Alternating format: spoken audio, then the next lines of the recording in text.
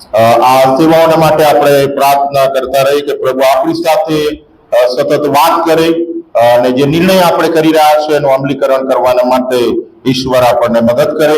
મારા માટે પણ પ્રાર્થના કરતા રહીશું તંદુરસ્તીને માટે અને વચન પ્રગટ કરવાના માટે. આજે જે વિષય શીખવા માંગીએ છીએ ગુડ ફ્રાઈડે પ્રસંગે વધસ્તંભ. ઘણા ગળામાં પહેર્યો હશે વધસ્તંભ, અને એને એકવાર બરાબર જોઈ લો, કાં તો પ્રોજેક્ટર પર બતાવી શકાતો હોય વધસ્તંભ તો બતાવો. આ વધસ્તંભ અને ધારીને જુઓ, અને એના વિશે આજે આપણે શીખવાના માટે પ્રયત્ન કરીશું. અને એના માટેનું આધાર વચન 1 કોરિન્થીઓનો પત્ર 1 અધ્યાય અને 18મી કલમ આપણે બધા સાથે વાંચીએ. 1 કોરિન્થી 1 અધ્યાય 18મી કલમ, પાન નંબર 163. સાથે વાંચીશું. કેમ કે નાશ પામનારાઓને તો વધસ્તંભની વાત મૂર્ખતા જેવી લાગે છે, પણ તારણ પામનારાઓને તો તે દેવનું સામર્થ્ય છે. આવો આપણે આ ગુડ ફ્રાઈડેના તહેવારની ભક્તિ સભામાં વધસ્તંભ વિશે પ્રભુનું વચન શીખવાના માટે પવિત્ર આત્માની સહાયતા પ્રાપ્ત કરીએ. પ્રાર્થનામાં જોડાય. ગીત નંબર 111 એક પ્રાર્થના સાથે ગાઈશું. પ્રભુ, સર્વ માન મહિમા અને ગૌરવ તમને આપીએ છીએ, અને અમારા પ્રત્યેનો અપાર પ્રેમ, તમારી અપાર કૃપા, દયા, ભલાઈ ને માટે અમે ધન્યવાદ આપીએ છીએ. એ અપાર કૃપાને કારણે, પ્રેમને કારણે આજના દિવસે કાલ્વરીના વધસ્તંભ પર અમારા માટે બલિદાન આપ્યું. તમે વિંધાયા, કચડાયા, ખીલા નો માર, ભાલાનો માર, કાંટાનો મુંગર, અપમાન, નિંદા, ઠઠ્ઠા અને શરમજનક કષ્ટદાયક મૃત્યુ નો સામનો તમે કર્યો. અને એના થકી અમને પાપ, મરણ અને શેતાનના બંધનમાંથી છુટકારો આપ્યો. ભરપૂરી જીવનનો આશીર્વાદ તમે અમને આપ્યો. એ તમારા બલિદાનને યાદ કરીને ધન્યવાદ આપતા એ વધસ્તંભ વિશે આજે અમે શીખવા માંગીએ છીએ. ત્યારે પવિત્ર આત્મા તમે અમને મદદ કરો. પ્રભુ ઈસુની જય. આમેન. આજના દિવસે જે ઘટના બની છે એ કોઈ આકસ્મિક ઘટના નહોતી, પણ ઈસવીસન પૂર્વે 700 વર્ષ પહેલા યશાયા પ્રબોધકે 53મા અધ્યાયમાં જે ભવિષ્યવાણી કરી હતી, પ્રભુ ઈસુ ખ્રિસ્તના કાલ્વરીના વધસ્તંભ પરના બલિદાન સંદર્ભમાં એની અક્ષરશઃ પરિપૂર્ણતા આજના દિવસે થઈ. પ્રભુ ઈસુ ખ્રિસ્તના સંદર્ભમાં જૂના કરારમાં 333 ભવિષ્યવાણી કરવામાં આવી, અને સમયે એ ભવિષ્યવાણીઓ પૂરી થઈ. અને આજના દિવસે ઉત્પત્તિ 3 અધ્યાયમાં કે જે 3 ભવિષ્યવાણીઓ કરવામાં આવી હતી, ઉત્પત્તિ 3 અધ્યાય જે શ્રાપનો અધ્યાય છે, શિક્ષાનો અધ્યાય છે, પણ એમાં 3 આશાનો સંદેશ અને આનંદની સુવાર્તા ઈશ્વર મારફતે આપવામાં આવી, અને એની પરિપૂર્ણતા થઈ. પહેલી જે ભવિષ્યવાણી ઉત્પત્તિ 3 અધ્યાય અને 15મી કલમ જો તમે જુઓ તો ત્યાં લખવામાં આવ્યું છે, અને તારી ને સ્ત્રીની વચ્ચે તથા તારા સંતાનની ને તેના સંતાનની વચ્ચે વેર કરાવીશ. તે તારું માથું ચૂંટશે ને તું તેની એડી ચૂંટશે. આ શેતાન અને પ્રભુ ઈસુ ખ્રિસ્તની વાત છે. પ્રભુ ઈસુ ખ્રિસ્ત કાલ્વરીના વધસ્તંભ પર મરણ પામીને શેતાનનું માથું ચૂંટશે, અને શેતાન કાલ્વરીના વધસ્તંભ પર પ્રભુ ઈસુ ખ્રિસ્તને જે દુઃખ દેવાનો છે એ એડી ચૂંટવાની વાત કરવામાં આવી છે. અને આજના દિવસે આ ઉત્પત્તિ 3 અને 15ની ભવિષ્યવાણી પરિપૂર્ણ થઈ. બીજી ભવિષ્યવાણી હતી જે શ્રાપ આપવામાં આવ્યો 17મી કલમ, અને આદમને તેણે કહ્યું કે તે તારી પત્નીની વાત માની, જે સંબંધી મેં તને આજ્ઞા આપી કે તારે ન ખાવું તે વૃક્ષનું ફળ તે ખાધું, એ સારું તારે લીધે ભૂમિ શાપિત થઈ છે, તેમાં તું તારા આયુષ્યના સર્વ દિવસોમાં દુઃખે ખાશે. જે શ્રાપ આપવામાં આવ્યો એ આજના દિવસે પ્રભુ ઈસુ ખ્રિસ્ત દ્વારા દૂર કરવામાં આવ્યો. અને માટે આપણે ગીત ગાઈએ છે, મુજ પાપ શ્રાપ વિદારવા ઈસુ ગયો મરી. અને ત્રીજી જે ભવિષ્યવાણી હતી એ ઉત્પત્તિ 3:21, અને યહોવા દેવે આદમ તથા તેની પત્નીને સારું ચામડાના વસ્ત્ર બનાવ્યા ને તેઓને પહેરાવ્યા. આ જે હલવાન મારવામાં આવ્યું એ પ્રભુ ઈસુ ખ્રિસ્તના બલિદાનનું પ્રતીક હતું. અને આદમ ને હવાને જે વસ્ત્ર પહેરાવ્યા એ ન્યાયપણાના વસ્ત્રનું પ્રતીક હતું. હાલેલુયા. આ ઈશ્વર જે વચન આપે છે એ વચનને પાળે પણ છે, એના સમયમાં વચન પાળે છે. પણ આજે આપણે વધસ્તંભ વિશે જે વાત શીખવા માંગીએ છીએ એના સંદર્ભમાં 3 મહત્વની બાબતો. પહેલી જે મહત્વની બાબત, પ્રભુ ઈસુ ખ્રિસ્ત 3 બાબતોનું મૂલ્ય બદલી નાખે છે. નંબર 1, ગભાણ.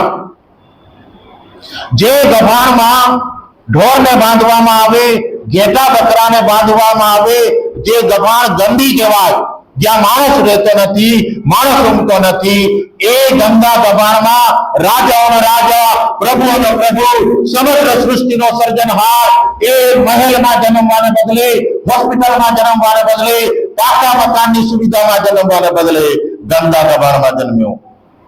અને ગંદા ગભાણમાં જન્મીને પ્રભુ ઈસુ ખ્રિસ્તને ગભાણને નમ્રતા અને બલિદાનનું પ્રતીક બનાવી દીધું. હાલેલુયા. નમ્રતા અને બલિદાનનું પ્રતીક ગભાણ છે. બીજી બાબત, યહૂદી લોકોને ત્યાં જે મહેમાન આવે એ ચંપલ પહેરીને મોટા ભાગે આવતા. એમના પગ બગડી જાય, ધૂળવાળા થઈ જાય, માટે મહેમાનના પગ ચાકર અથવા ગુલામ એ માલિકને ત્યાં ધોતો. અને આ પગ ધોવાની ક્રિયા એ તો એક હલકી કક્ષાની હતી, કારણ કે ગુલામ અને ચાકર કરતા હતા. પણ પ્રભુ ઈસુ ખ્રિસ્ત યોહાન 13 પ્રમાણે ગુરુવારે શિષ્યોના પગ ધોઈને એ પગ ધોવાની જે ક્રિયા છે, એ જે રિવાજ છે, એને સેવાના પ્રતીક તરીકે બનાવી દીધો. સેવાનું પ્રતીક. ગુરુ થઈ શિષ્યોના પગ ધોયા.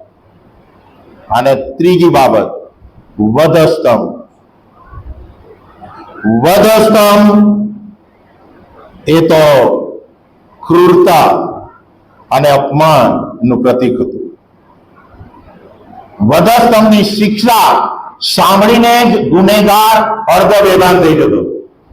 એટલી ખતરનાક શિક્ષા રોમન સામ્રાજ્યમાં હતી. અપમાનને માટે, શરમજનક મૃત્યુને માટે, કષ્ટદાયક મૃત્યુને માટે ગુનેગારને વધસ્તંભે જડવામાં આવતો.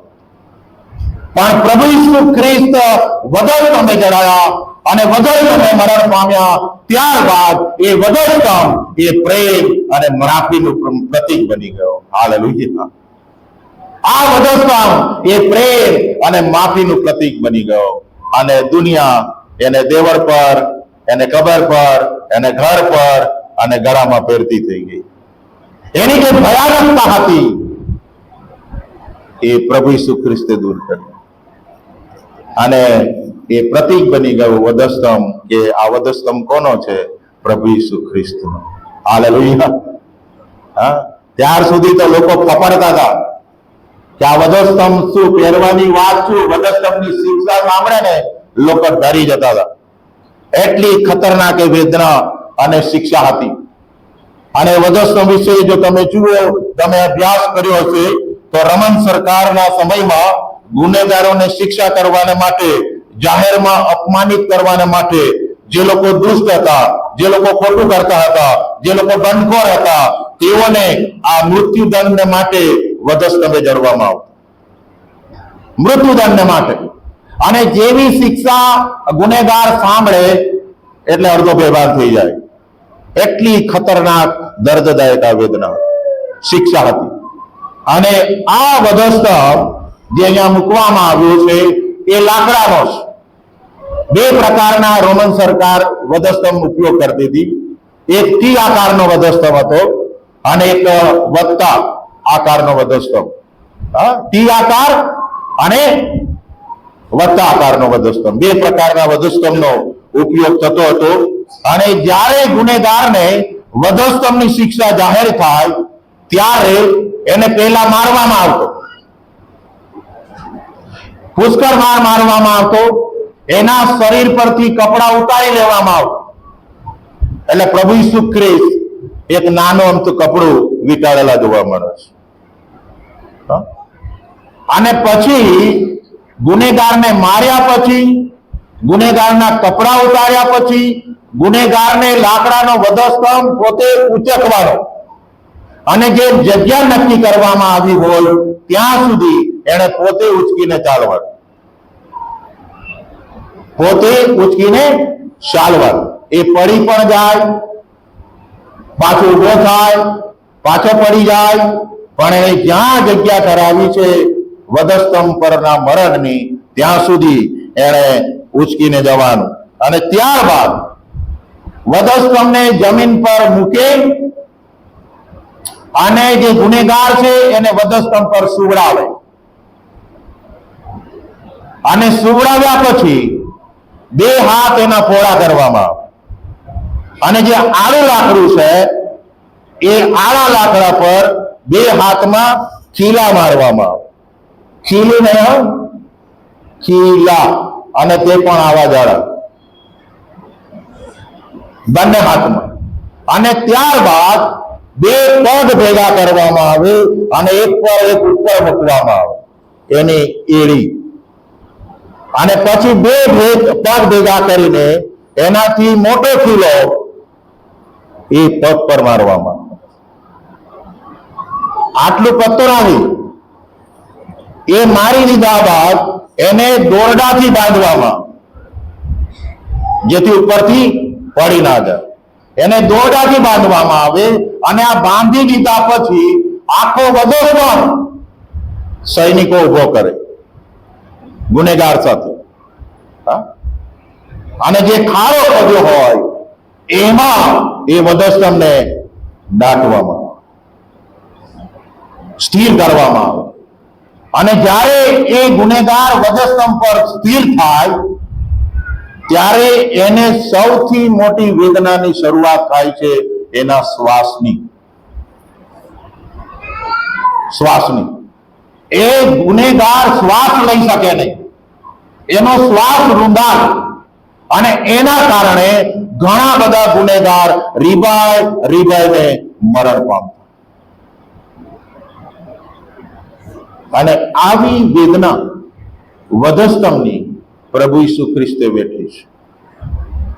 પોતાના પાપને કારણે નહીં, પોતાની ભૂલને કારણે નહીં, પણ માનવ સમાજના ઉદ્ધારને માટે, માનવ સમાજના ઉદ્ધારને માટે. યહૂદાને લીધે નહીં, પિત્તરના નકારને લીધે નહીં. આજે તો આપણને યહૂદા યાદ આવે છે. આ યહૂદાએ કર્યું ને એટલે આ થયું. પણ આપણી જાતને શું કરવા સાઈડ કરીએ છીએ? જેટલો જવાબદાર યહૂદા હતો એટલો જ જવાબદાર આજે આપણે છીએ.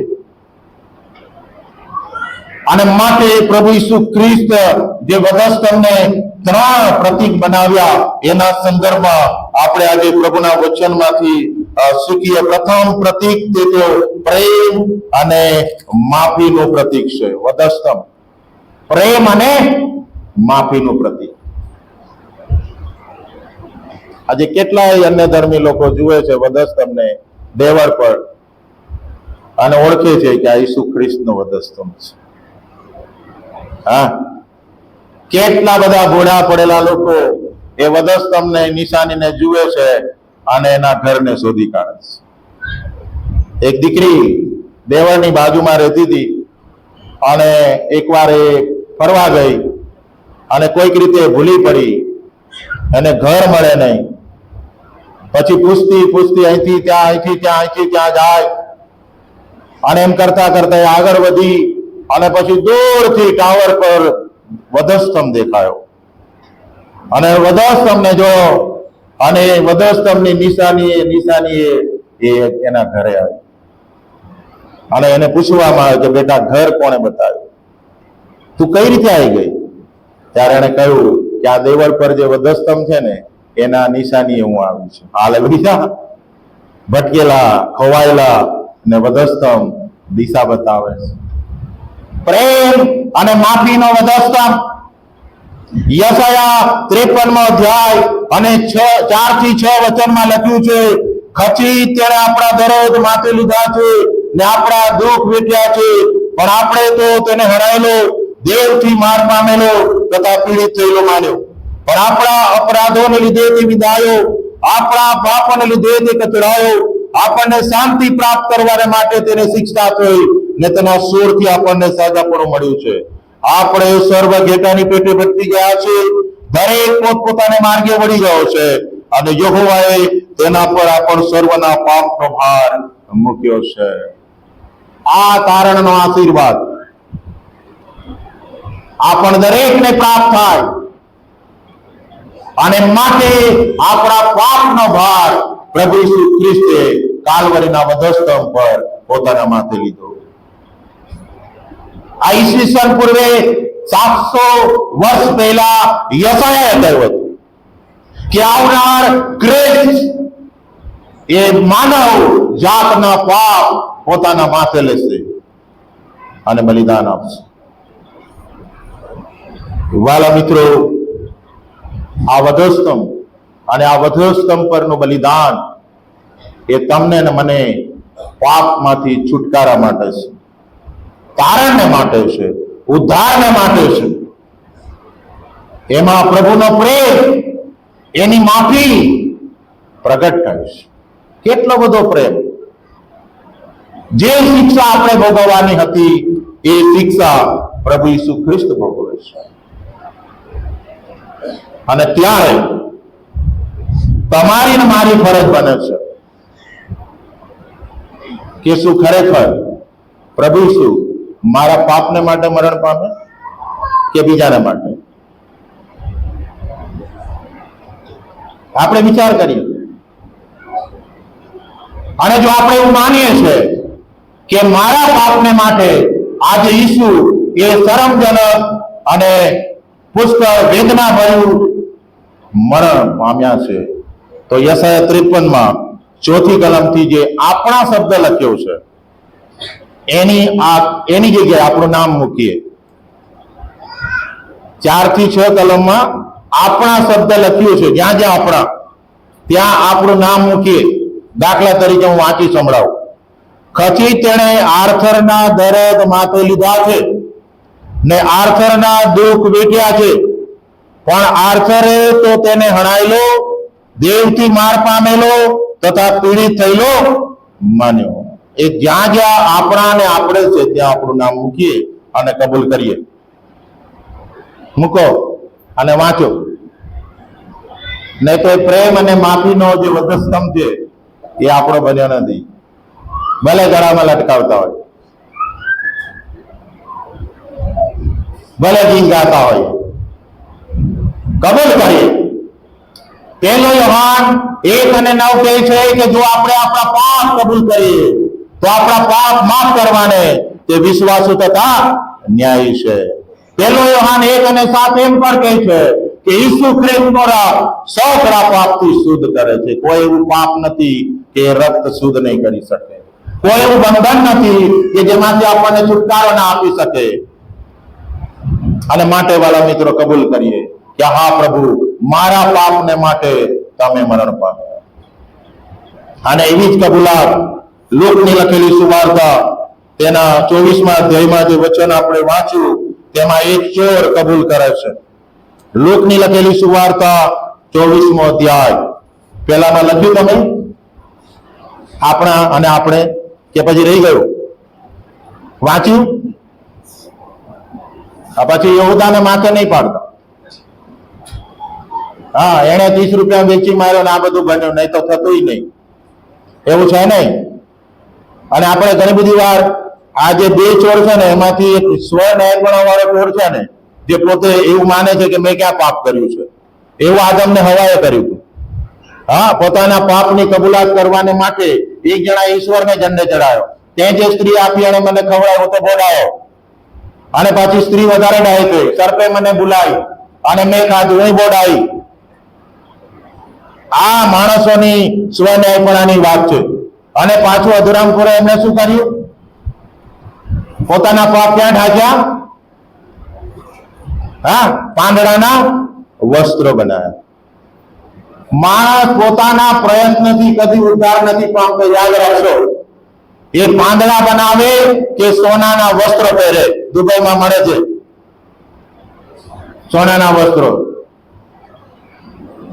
બહુ સસ્તા મળે છે, જજો લઈ આવજો. પાંદડાના વસ્ત્રોથી એમના પાપ નથી ઢંકાયા, પણ ન્યાયપણાના વસ્ત્રોથી એમને ઢાંકવામાં આવ્યા. હાલેલુયા. એ હળવાન નું બલિદાન, ઈસુ ખ્રિસ્તનો રક્ત. અને આ ચોર એવું માનતો હતો કે હું સ્વન્યાયી છું, મેં ક્યાં પાપ કર્યું છે, અને માટે એને શું કહ્યું? ત્યાં લખવામાં આવ્યું છે 39, તેની સાથે ટાંગેલા ગુનેગારોમાંના એકે તેની નિંદા કરીને કહ્યું કે શું તું ખ્રિસ્ત નથી? તું પોતાને તથા અમને બચાવ. હા, સ્વન્યાયીપણું, હું ક્યાં પાપી છું? ચાલો, બીજાએ શું કહ્યું? પરંતુ બીજાએ ઉત્તર આપતા તેને ધમકાવીને કહ્યું, તું તે જ શિક્ષા ભોગવે છે, તે છતાં શું દેવથી પણ બીતો નથી? આપણે તો વ્યાજબી શિક્ષા ભોગવીએ છીએ, કેમ કે આપણે આપણા કામનું યોગ્ય ફળ પામીએ છીએ, પણ એણે કંઈ પણ ખોટું કર્યું નથી. એક પસ્તાવાનો વધસ્તંભ છે અને એક સ્વન્યાયપણાનો વધસ્તંભ. આપણે કયા વધસ્તંભ પર છે? આપણે કયા વધસ્તંભ પર છે? પસ્તાવાના વધસ્તંભ પર છે કે સ્વન્યાયપણાના વધ? મેં તો કશું ખોટું કર્યું નથી, હું તો નિર્દોષ, એ તો આદમને હવા જાણે, મારે શું? એ વખતે તો હતોય નહીં. યાદ રાખીએ, આદમને હવાએ જે પાપ કર્યું એના કારણે એમનો સ્વભાવ પાપી બન્યો, અને સ્વભાવ પાપી હોવાને કારણે એમનાથી જે બાળકો જન્મ્યા એ પાપી સ્વભાવ વાળા જન્મ્યા, અને માટે કાઈને હાબેલને મારી નાખ્યો.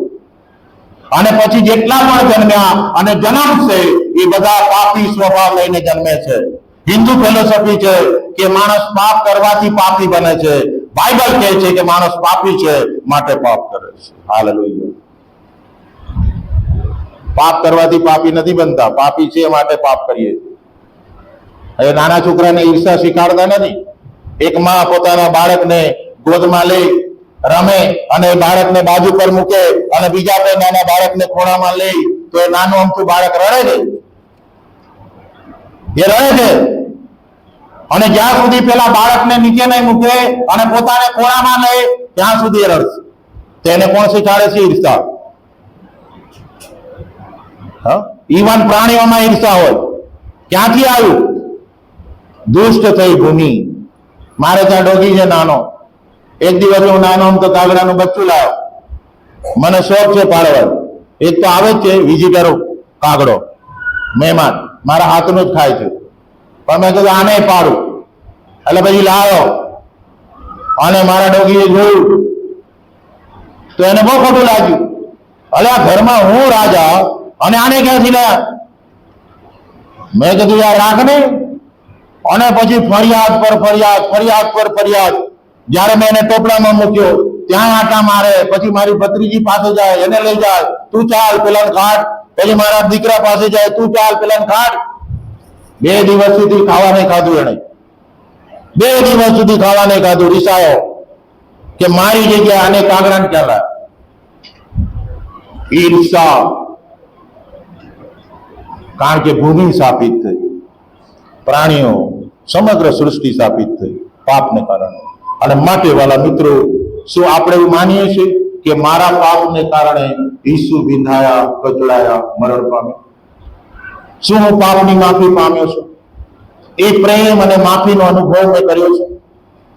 શું હું ઈસુ ખ્રિસ્તને મારા પ્રભુ અને તારનાર તરીકે સ્વીકાર્યા છે? જો નથી તો આ ગુડ ફ્રાઈડે આપણા માટે ગુડ નથી.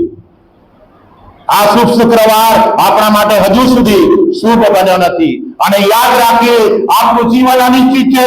એ ગમે ત્યારે પૂરું થશે, આપણે જાણતા નથી.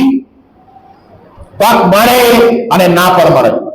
આ ચોરને તક મળી પસ્તાવાની, એને ઝડપી લીધી. શું કહ્યું પ્રભુને? આજ પ્રભુ તારા રાજ્યમાં મને સંભાળશે. પ્રભુએ શું કહ્યું? આજ તું મારી સાથે પારાદેશમાં. હાલેલુયા. આપણે મરણ વખતે ગીત ગાયું છે, ત્યાં નોંધાવ્યું છે મારું નામ, મને તો છે ખાતરી. શું ખરેખર ખાતરી છે કે અમતા અમતા ગાઈએ? હા, ખરેખર ખાતરી છે? એ જીવનના પુસ્તકમાં મારું નામ નોંધાયું છે? ગંભીરતાથી વિચાર. એ વધસ્તંભ મારા માટે પ્રેમ અને માફીનો વધસ્તંભ બન્યો છે. નહીં તો ઈસુનું બલિદાન મારા માટે વ્યર્થ છે, મારા માટે વ્યર્થ છે. બીજી બાબત, આ વધસ્તંભ એ વિજયનું પ્રતીક છે. પ્રભુ ઈસુ ખ્રિસ્તે આ વધસ્તંભને વિજયનું પ્રતીક બનાવ્યું. વિજયભાઈ ને ઘણાના નામ વિજય હશે, તમારા તો સેક્રેટરી વિજય છે. પહેલો કરંથી તેનો 15મો અધ્યાય અને 57મી કલમ, વિજયનું પ્રતીક ત્યાં લખવામાં આવ્યું છે.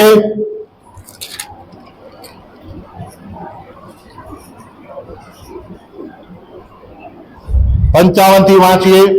અરે મરણ તારો જઈ ક્યાં, અરે મરણ તારો દંડ ક્યાં? મરણનો દંડ તો પાપ છે અને પાપનું સામર્થ્ય નિયમ શાસ્ત્ર છે. પણ દેવ જે આપણા પ્રભુ ઈસુ ખ્રિસ્ત દ્વારા આપણને જય આપે છે તેને ધન્યવાદ હો. હાલેલુયા. એ પાપ, મરણ અને શેતાનનો જે દંડ છે, એની જે ભયાનકતા છે, એની જે ભયભીતતા છે, એમાંથી પ્રભુ ઈસુ ખ્રિસ્તે છુટકારો આપ્યો. પોતે મરણ પામ્યા, રક્ત વેવડાવ્યું, દટાયા અને ત્રીજે દિવસે એ સજીવન થઈને આ ત્રણ તાકાતને દૂર કરી.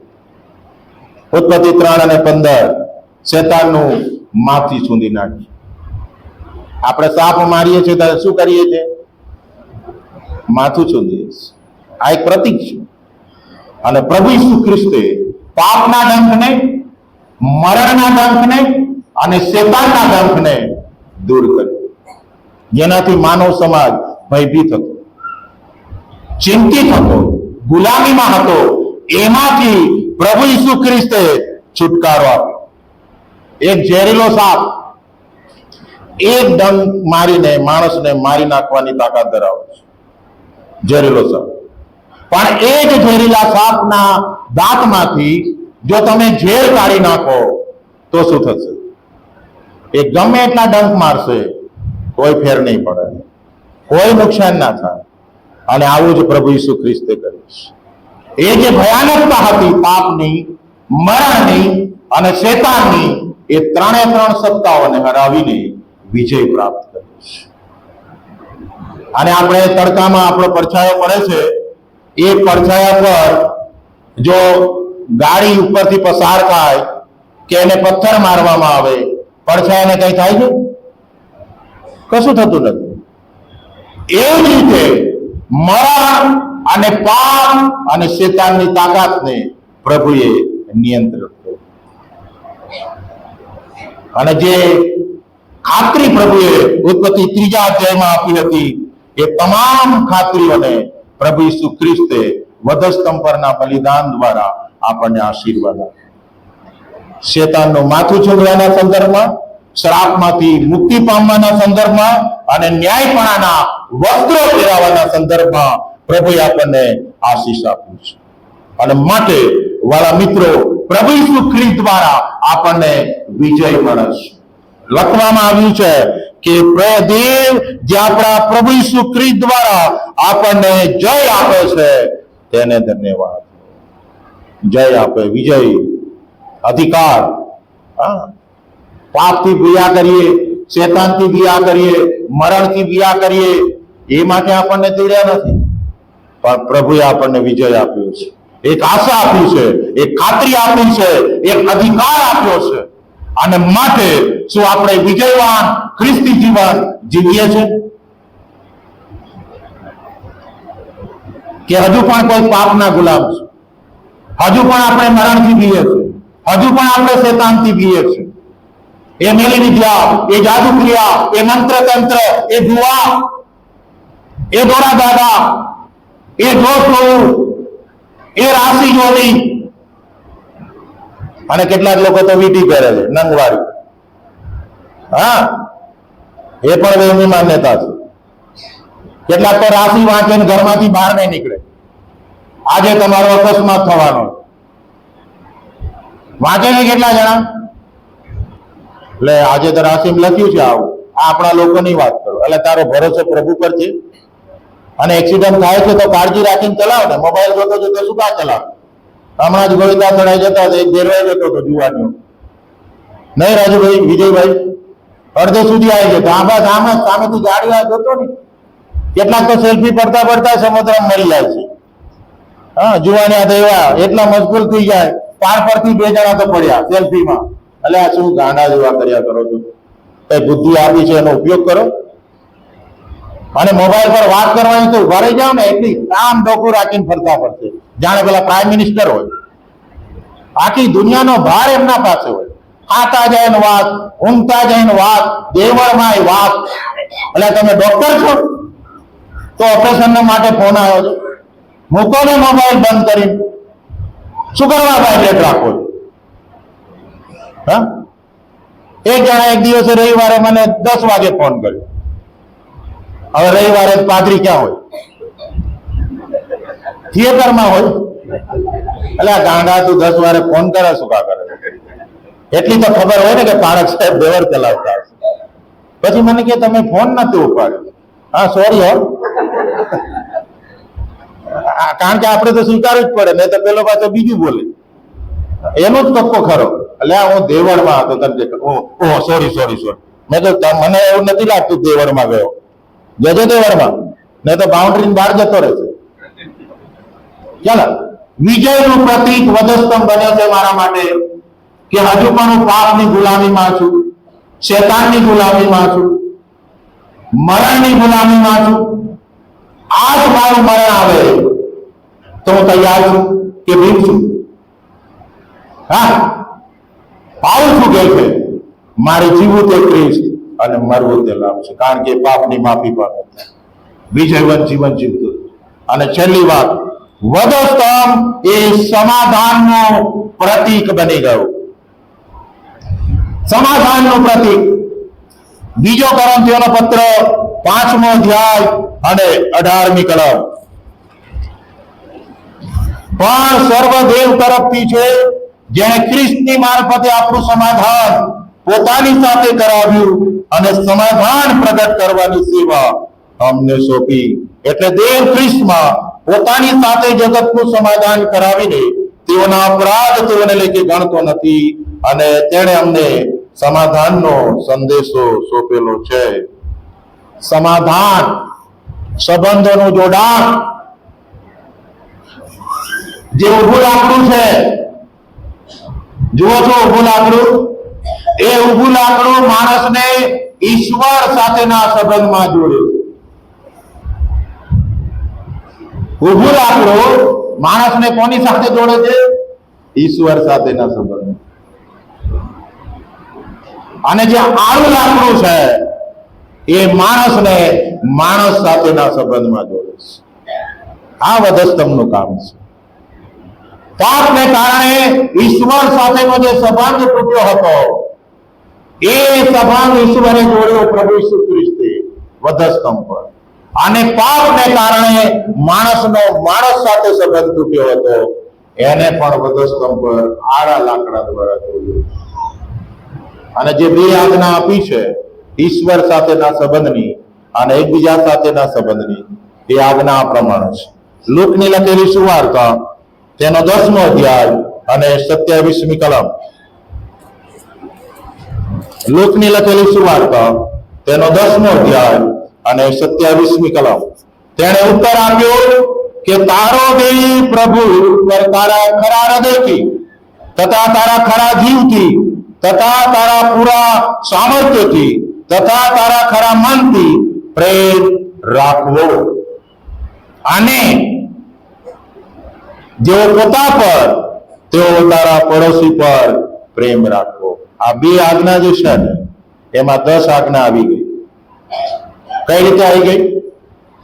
નિર્ગમન 20મા અધ્યાયમાં જે 10 આજ્ઞાઓ છે એમાં પહેલી 4 આજ્ઞા એ માણસનો ઈશ્વર સાથેનો સંબંધ છે. એક જ દેવને માનવું, મૂર્તિ પૂજા ના કરવી, દેવનું નામ વૃથા ન લેવું અને સાતમા દિન પવિત્ર પાડવું. ઈશ્વર પરનો પ્રેમ પ્રગટ કરતા આપણે આ 4 આજ્ઞા પાડીએ છીએ. 4 આજ્ઞા. અને બીજી જે 6 આજ્ઞા છે એ માણસનો માણસ સાથેના સંબંધની છે. જેઓ પોતા પર તેઓ પોતાના પડોશી પર પ્રેમ કરો. અને એની શરૂઆત ક્યાંથી થાય?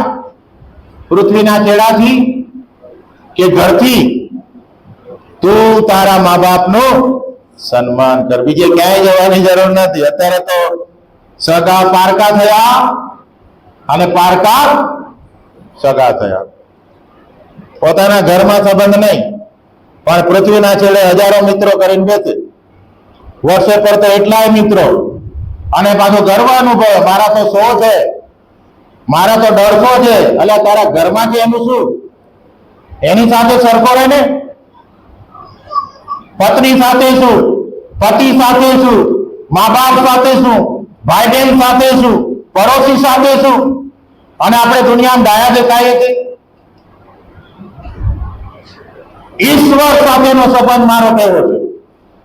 શું એ વધસ્તંભ મારા માટે ઈશ્વર સાથેના સંબંધમાં જોડનારો બન્યો છે?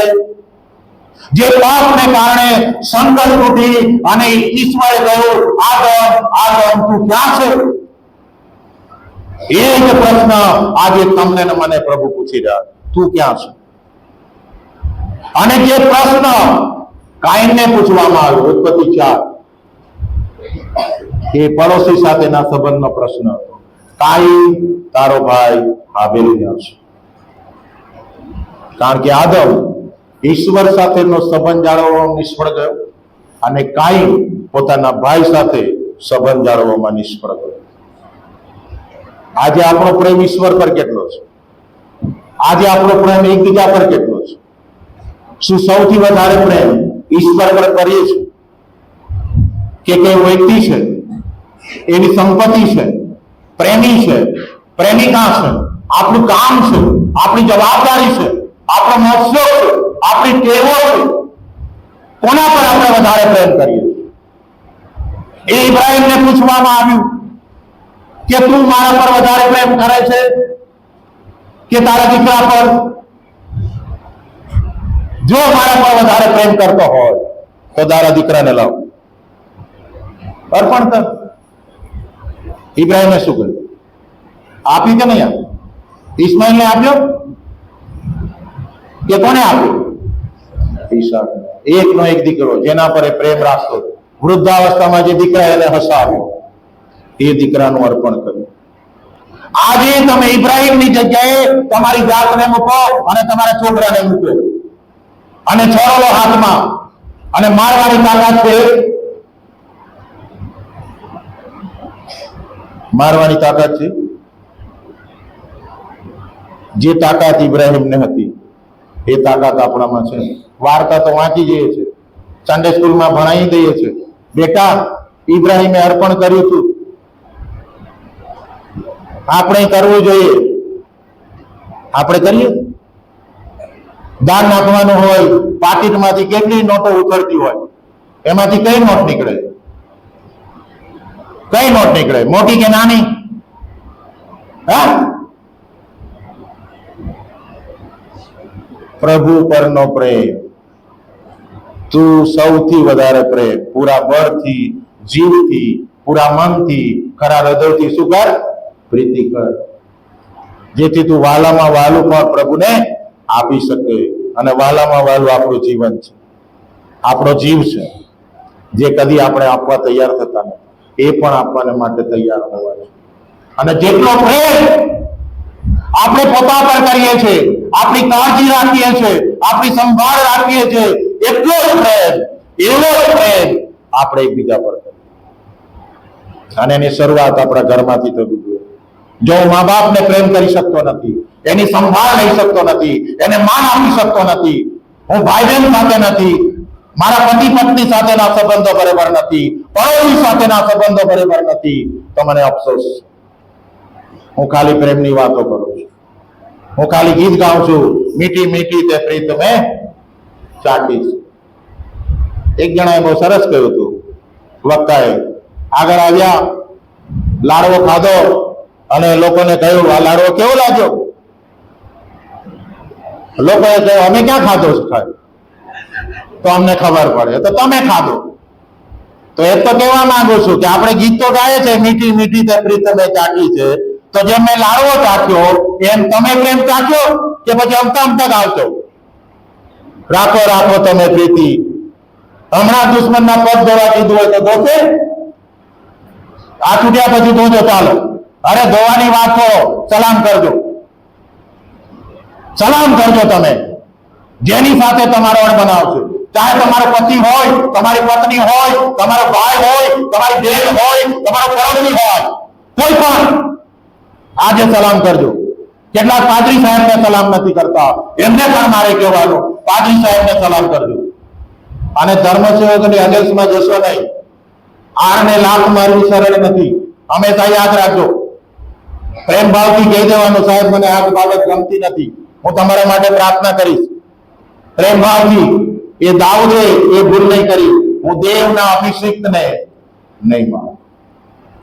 દેવ ન્યાય કરશે, દેવ ન્યાય કરશે. આજે તમને ચેલેન્જ આપું છું કે જેની સાથે અણબનાવ છે એને તમે સલામ કરજો, બોલજો. મણિનગરમાં એક સંદેશો મેં આપ્યો હતો સાસુ ને વહુનો, અને પછી કહ્યું સાસુએ વહુને સલામ કરવાની અને વહુએ સાસુને સલામ કરવાની. આજે છૂટ્યા બધું. સલામમાં જે તાકાત છે ને બીજી કહે નહીં સાહેબ. એટલા માટે અમે દરવાજે ઉભા રહીએ, 1000 માણસો આવે ને તોય અમે મળીએ, કેમ છો કેમ છો, ભલે તમે એમ કહો મજામાં, પણ અમને ખબર પડે કઈ તકલીફ છે. હા, અને પછી અમે તપાસ કરીએ કે ભાઈ એને કંઈક હતું ખરું, એટલે અમે બોલાવીએ, એની વ્યક્તિગત વાત કરીએ. આ અમારા ઘેટા પાડક નહીં, ઘેટા પાડક ઘેટાને જાણે છે, એના પર પ્રેમ કરે છે, એની ચિંતા રાખે છે. અને મેં સાસુ અને વહુને કહ્યું હતું. પછી બીજા રવિવારે મેં પૂછ્યું કે ભાઈ કોણે કોણે સલામ કરી, મને સાક્ષી આપજો. એટલે એક વહુ આવી ઓફિસમાં, અને પછી મને કહ્યું સાહેબ આટલા વર્ષો સુધી હું સાસુ સાથે બોલી નથી, હાથ નહીં મિલાયો, પણ તમારું ભાષણ મેં સાંભળ્યું, તમે કહ્યું તો એને મળવા ગઈ, એને સલામ કરી, તો મારી સાસુ તો બોલી, મારી સાસુ તો બોલી. તમે નહીં માનો, એ સલામે એમના સંબંધો બદલી નાખે. અને આજે એ જ વહુ સાસુની સેવા કરે છે. એમનો દીકરો પરદેશ છે, એનું કોઈ નથી, એકલી છે, પણ આ વહુ એની સેવા કરે છે. હાલેલુયા. આ તાકાત છે સલામમાં. કોઈ કરે કે ના કરે, આપણે ફરજ બજાવો. જેવો પોતા પર તેવો પોતાના પડોશી પર પ્રેમ કરો, પ્રાર્થના કરો એના માટે, કેવળ વાતો નહીં કરો. આપણા લોકો છે ને વાતો બહુ કરે પ્રેમની, જે કરવાનું ને કરતા નથી મારા વાળા. અને પ્રેમના નિબંધો એવા લખે જે પેલા ફિલ્મોમાં લખતા હોય, અને જે જુવાનિયા લખે એવા આપણા ખ્રિસ્તીઓ પ્રેમના ગીતો ગા ગા કરે. પણ શું ખરેખર પ્રેમ કૃત્યમાં પ્રગટ થાય છે? પ્રેમ બોલવું એક વાત છે, અને પ્રેમને કૃત્યમાં પ્રગટ કરવું એક બીજી વાત છે. અને મોટા ભાગે કૃત્યમાં પ્રેમ પ્રગટ થવો જોઈએ. હા, કૃત્યમાં હળી મળીને ચાલો સાહેબ, કઈ લઈ જવાના નથી, અહીંયા જ રહેવાનું છે. શું કરવા ટેન્શન લેવાનું? જીવો જી ભર કે ઓર જીને દો, જીવો ઓર જીનો, અને જીવો જી ભર કે. હા, આપણે જીવીએ છીએ શાંતિથી, આનંદથી જીવીએ છીએ. પૈસાના ફિલોસોફરે જેની હું તાલીમ લઉં છું, વિડીયો કોન્ફરન્સમાં. એણે એક દિવસ એવું કહ્યું હતું, શિક્ષણ આપતા, ધ્યાનથી સાંભળો, જે જુવાનોને પણ મેં કહ્યું, જીવનમાં તમારા માટે સૌથી મહત્વની વાત એ તમારો કિચન અને બીજું તમારો બેડરૂમ. જેના માટે તમે જીવો છો, મહેનત મજૂરી કરો છો, પરસેવો પાડો છો, ઉજાગરો કરો છો, તો શું તમે શાંતિથી જમી શકો છો? નંબર 1, શાંતિથી. બીજી વાત, તો શું તમે શાંતિથી સુઈ શકો છો? ઊંઘ આવે છે? જો નથી ને તો અફસોસ, એ મારું જીવન જ વ્યર્થ છે. હું નકામો આવ્યો અને ખોટો સમય પસાર કરી રહ્યો છું અને ખોટા દુઃખો માથે લઈને ફર્યા કરું છું. બસ પતી જાઓ. આ જીવન મર્યાદિત છે. 70 કે 80 એ અનિશ્ચિત છે. આજે છે, કાલે નથી. અને માટે સમયનો સદુપયોગ કરો, માણો એને, હા, આનંદ કરો. બચાવી શું કરવાનું? આ સિનિયર સિટીઝન કેટલાક તો પૈસા નહીં વાપરતા વાળા 250 ગ્રામ ભીંડા લાવે, ચોપડી ખાય, અને મંડળીમાં ખાવા બનાવે ને તો કે બોટી નહીં આવી. અલ્યા શું પૈસા ભેગા કરે? જાવ ઇઝરાયલ ફરવા, પછી જે ઘૂંટણ દુખે છે, સાહેબ ખાવું છે પણ ખાવાતું. અરે પણ જયારે ખાવાનું હતું ને. મારા બાપા રિટાયર થયા, શિક્ષકમાં નોકરી કરી, ખેડૂત હતા, બધી બહુ મજૂરી કરી. હમણાં સવારે ઉઠે ખેતરમાં, ટાઈમ થાય એટલે સ્કૂલમાંથી છૂટે ડાયરેક્ટ ખેતરમાં, ખાવાનું થાય ત્યારે આવે ચાલો. અને પછી રિટાયર થયા. એટલે મારો ભાઈ ટીચર છે, હું પાદરી, કે હું તમને ઘર બનાવી આપું. એટલે અમે 2 ભાઈ કહ્યું, ઓ સાહેબ, આખી જિંદગી મજૂરી કરી, અમને તમારા પૈસા નહીં જોઈતા, ઘર તો અમે બનાવીશું. તમે એક કામ કરો, યાત્રાએ નીકળી જાઓ. જે પૈસા તમે કમાયા છે ને, તમે યાત્રાએ નીકળી જાઓ. એટલે મારા બાપા કે તમે ગાડી મૂકવા માંગો છો? એટલે મેં કોઈ ગાડી નહીં મૂકવા માંગતા, ફરવા જાઓ ઇઝરાયલ. એ વખતે તો 35-40 લઈ જતા હતા. હા, જાઓ. ના કે મારે તો તમને ઘર બનાવી આપો. એટલે શું ઘરની પાછળ પડ્યા છો? વાપરો ને તમે. અમે બનાવ્યું, અમને આનંદ છે. અમે બનાવ્યું, અમારું ઘર છે, મારા બાપાને નહીં. આ છોકરાઓ બાપાને લીધે આમ કુદાકુદ ના કરો. બાપાના પૈસે લેર, તમારા પૈસે લેર કરો. તમારા પૈસે ગાડી લાવો, તમારા પૈસે બંગલો બનાવો અને કહો વાહ બાપા અમારે હતું. પછી એને કાઢી નહીં મૂકવાના બાપાને પાછું બાંધરીને બાદ. હમણાંની તો બહુ એવી આવે સરસ સાથે, જો સાસુ સસરાની સેવા નહીં કરવું, અલગ રહેવાનું છે તો કે આવું બરાબર. આ શિક્ષણ ઈશ્વર સાથેના સંબંધમાં અને એકબીજા સાથેના સંબંધમાં આપણે ક્યાં છે? આ પ્રભુ વચનની મેજના ભાગીદાર થવાના છે. એ મેજ આ બંને સંબંધોમાં જોડે છે. આજે આપણે વિચાર કરીએ કે મારો સંબંધ કેવો છે એકબીજા સાથે. યાદ રાખો. આવો આપણે પ્રાર્થનામાં જોડાય, પ્રાર્થના કરીશું. ગીત નંબર 112 એનો એક શ્લોક આપણે ગાઈશું પ્રાર્થના સાથે. મુજ પાપ શ્રાપ વિદારવા ઈસુ ગયો મરી.